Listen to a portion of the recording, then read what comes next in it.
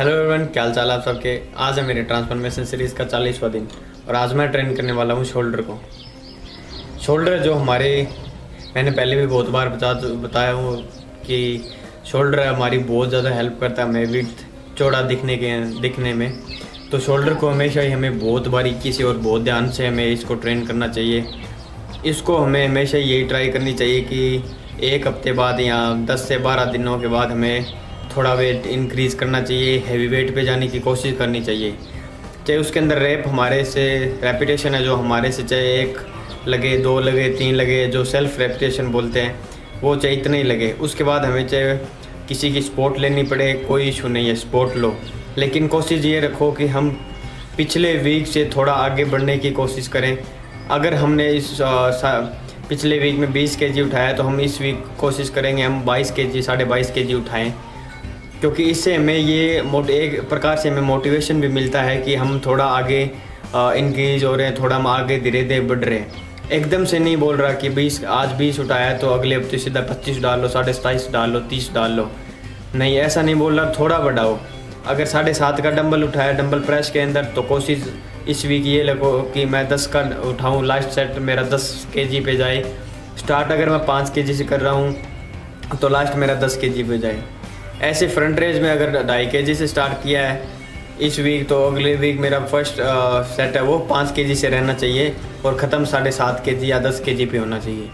ये हमेशा ही यही माइंड सेट हमें हमेशा रखना चाहिए, कोई भी एक्सरसाइज करे, चाहे ख़ास तौर से शोल्डर में तो मैं ये बोलना ही चाहूँगा क्योंकि शोल्डर सेंसिटिव मसल भी है। इसके अंदर बहुत सारे लोग हैं जो डरते भी है हैवी वेट पे जाने से कि कहीं पे ये ब्रेक हो गया तो हम इसको रिकवर करने में काफ़ी टाइम लग जाएगा, ये हो जाएगा, वो हो जाएगा। लेकिन ये डर जायज़ भी है।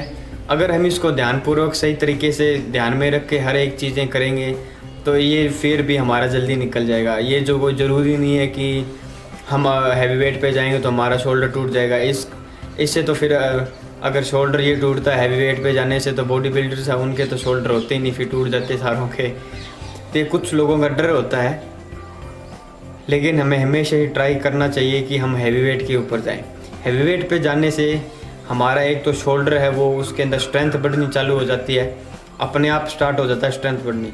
ऐसा नहीं है कि आज अगर हमने 10 केजी लास्ट सेट रखा है, फॉर एग्जांपल डंबल प्रेस के अंदर 10 केजी लास्ट सेट रखा था, उसके अंदर हमारे आज 2 रेपिटेशन गए हैं सेल्फ रेपिटेशन, और बाकी अगर हम 6 या 8 परफॉर्म करते हैं तो बाकी के 6 हमारे यहाँ तो साथी ने लगाया, यहाँ जिम में कोई आया था जिससे भी हमने सपोर्ट लिया उसने लगवा दिए। ठीक है, कोई बात नहीं, कोई बड़ा इशू नहीं है क्योंकि हम हैवी वेट पे जाने की ट्राई कर रहे हैं, तो इसका मतलब ये नहीं है हम गलत कर रहे हैं, कोई इशू नहीं है। आज आपने सेल्फ रेपिटेशन 2 किए हैं तो कल अगर मान लो अगले वीक आप फिर 10 केजी पे ट्राई करोगे तो आपके रेपिटेशन अपने आप 2 और बढ़ जाएंगी, आप फिर अपने आप 4 रेपिटेशन पे चले जाओगे।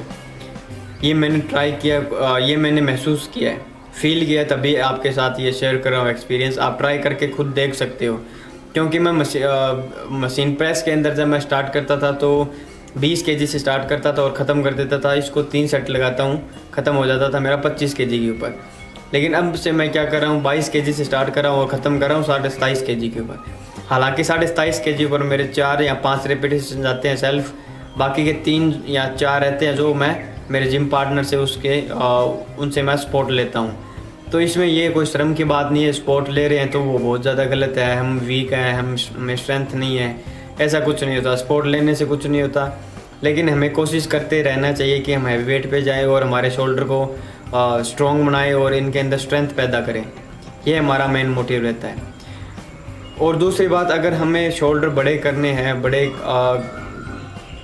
जैसे कुछ लोगों के शोल्डर जेनेटिक्स होते हैं, कुछ को डेवलप करने पड़ते हैं, लेकिन ये जेनेटिक का सीन है ना, ये भी बहुत ज़्यादा इम्पोर्टेंट है। जेनेटिक्स शोल्डर विड्थ होते हैं किसी की, विड्थ यानी उनकी चौड़ाई ज़्यादा होती है जेनेटिकली, तो ये भी बहुत ज़्यादा ज़रूरी होता है। ज़रूरी मीन्स ये होता ही है, लगभग बहुत सारे लोगों में होता है, लेकिन कुछ लोगों में नहीं होता। कुछ लोग डेवलप कर लेते हैं, उनमें उनको टाइम ज़्यादा लग जाता है क्योंकि वो जेनेटिकली नहीं होता, तो उनको खुद से बनाना पड़ता है। क्योंकि हर कुछ भी चीज़ ले लो, अगर हमारे फैमिली से हमें वो बनी बनाई मिल रही है तो उसके अंदर हमें कोई टाइम नहीं लगेगा। अगर हम खुद से बना रहे हैं तो उसके अंदर हमें टाइम लगेगा।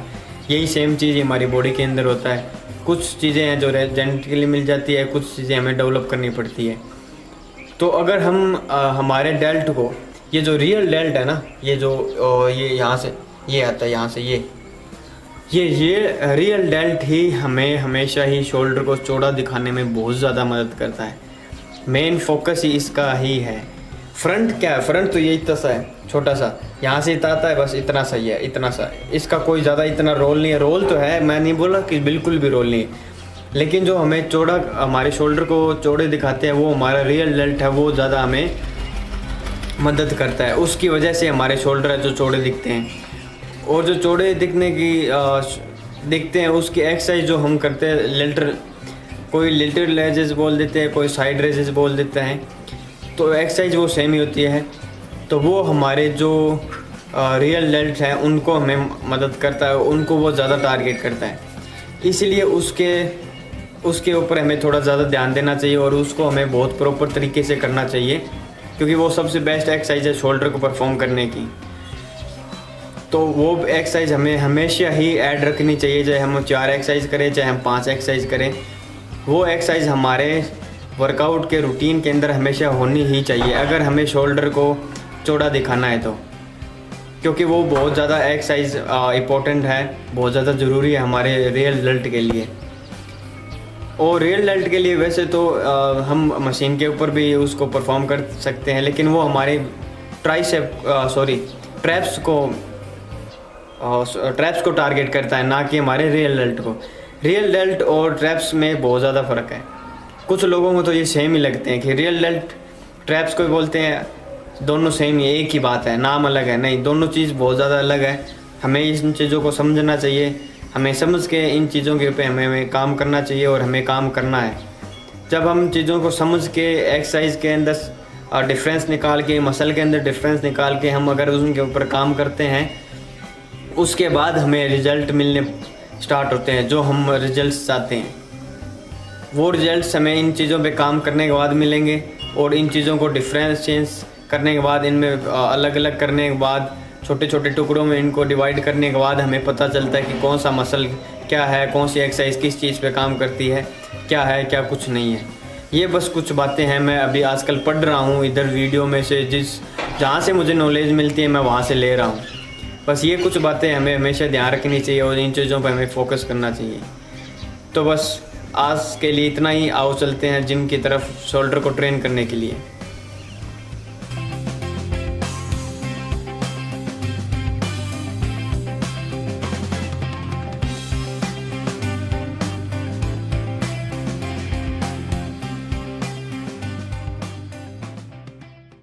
जिम में पहुंचने के बाद शोल्डर का वर्कआउट स्टार्ट किया मशीन प्रेस के साथ, जिसमें पहला सेट मेरा 22 kg से स्टार्ट हुआ और ख़त्म कर दिया 27.5 kg के ऊपर। इसको कंप्लीट करने के बाद अगली एक्सरसाइज मैंने स्टार्ट करी साइड रेजेस, जिसमें पहला सेट मेरा 10 kg से स्टार्ट हुआ और ख़त्म कर दिया 15 kg के ऊपर। इसके तीनों सेट कंप्लीट करने के बाद अगली एक्सरसाइज मैंने स्टार्ट की डंबल प्रेस। डंबल प्रेस में पहला सेट मेरा 15 kg से स्टार्ट हुआ और ख़त्म कर दिया 20 kg के ऊपर। इनको कंप्लीट करने के बाद अगली एक्सरसाइज मैंने स्टार्ट करी फ्रंट रेजेस। फ्रंट रेजेस में मैंने पहला सेट 10 kg से स्टार्ट किया और ख़त्म कर दिया 15 kg के ऊपर। इसके तीनों सेट कंप्लीट करने के बाद अगली एक्सरसाइज और लास्ट एक्सरसाइज मैंने स्टार्ट करी अपराइट रो, जिसे मैंने जिग जैग के साथ परफॉर्म किया, जिसमें पहला सेट मेरा 5 kg से स्टार्ट हुआ और ख़त्म कर दिया 12.5 kg के ऊपर। इसके तीनों सेट कंप्लीट करने के बाद लास्ट में शोल्डर को फ्लैक्स किया और मसल चेक किया। इसी के साथ सारा वर्कआउट और दिन हो गया ख़त्म। मिलते हैं अगले दिन।